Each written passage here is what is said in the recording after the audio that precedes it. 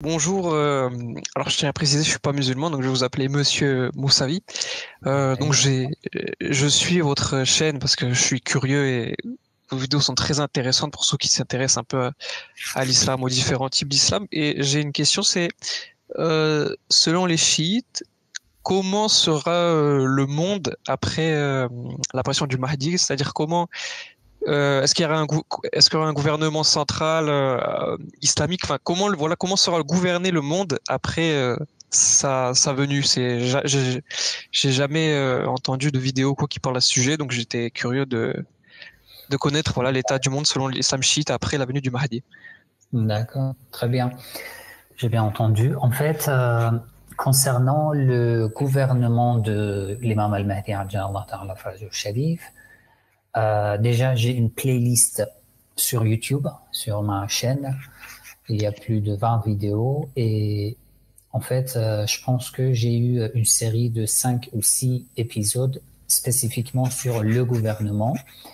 Après notre en fait conversation, je vais envoyer le lien sur la chaîne. Et si parmi les participants, vous pouvez copier le lien de la playlist de l'imam al-Mahdi et envoyer dans le groupe, ça serait bien. Mais en résumé, en fait, d'après la majorité des chiites, parce que je dis la majorité parce qu'on ne peut pas généraliser, on ne peut pas dire que tous les chiites croient ainsi. Mais d'après la majorité, après la réapparition, en se basant sur les paroles des imams, les hadiths et les versets du Coran, il y aura un gouvernement universel. Un gouvernement universel, ça veut dire un gouvernement qui accepte tout le monde, toute tendance, toute religion, croyance, qui sont prêts à suivre la religion universelle. J'ai beaucoup répété en fait cette parole dans mes vidéos que la réapparition de notre imam a un but, c'est de enlever les frontières que les êtres humains ont créées eux-mêmes. La religion était censée d'enlever les frontières, de réunir les êtres humains, d'apporter la paix, mais quand même, à cause de plusieurs raisons, même les religieux ont créé des frontières, ont éloigné ceux qui n'étaient pas trop dans la religion, et voilà, beaucoup de d'actes comme ça, de comportements comme ça, et petit à petit, il y a eu des religions avec des frontières tout à fait, en fait, on peut dire sévères. Et ce que l'imam va faire, c'est ça, c'est de réunir tous les êtres humains. C'est pour ça que nous parlons d'un gouvernement universel, un gouvernement dans lequel tout le monde a une place, sauf une petite minorité qui n'acceptera en fait aucune, aucun conseil, aucun ordre, aucune prescription divine et qui veut combattre contre la vérité qui est à ce moment-là évidente.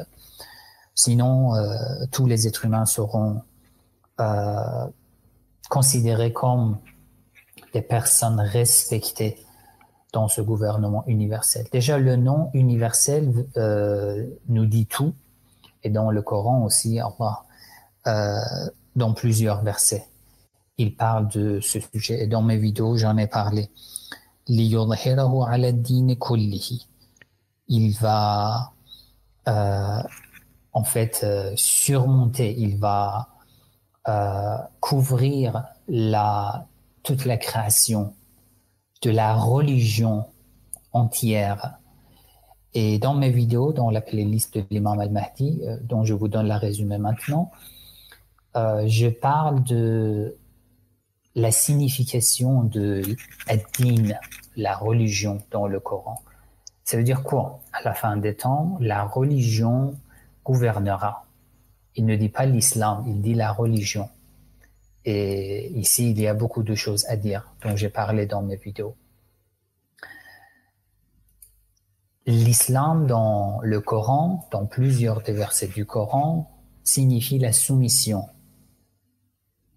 et non une religion séparée des autres religions et particulière qui a beaucoup de frontières. Et dans le Coran, Allah parle mentionne plusieurs éléments, plusieurs termes comme la religion de vérité ou din al-haq par exemple, din al-qayyama ou din Allah, la religion d'Allah. Et dans mes vidéos, j'ai analysé ces versets du Coran, que toutes les religions que nous appelons religions aujourd'hui sont des chemins qui nous font parvenir à la religion de Dieu, à une religion universelle.